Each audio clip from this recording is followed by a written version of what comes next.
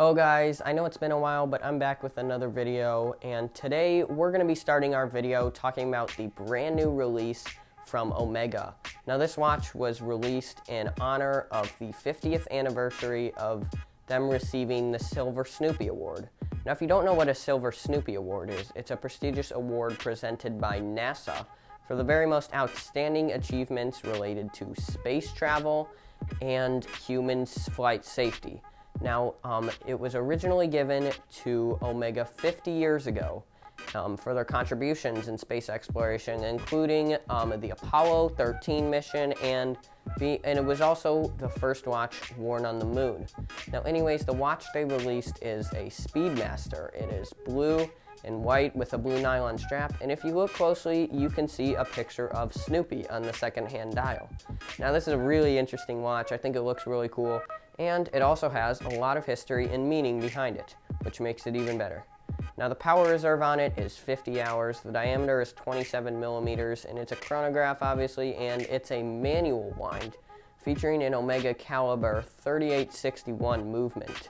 Now it'll be available this fall, and it will go for $9,600. Next is a more obscure watch by Urwerk, the UR200 Project Falcon.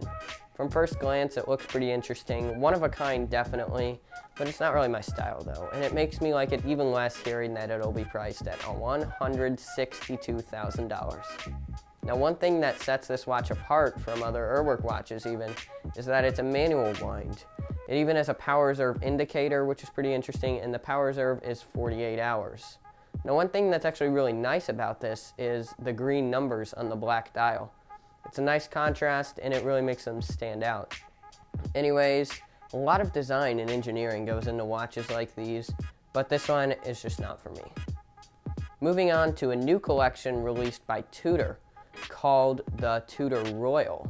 Now it's essentially their version of the DayDate, although some do come without date windows. It comes in steel or gold, and it has a date window at 3 o'clock, and usually the day window comes at the top. Now they released a 28 and 34 millimeter version with lots of different dials and materials to choose from, and they all feature ETA movements of some sort. Now they range in price from $2,300 to almost $4,000.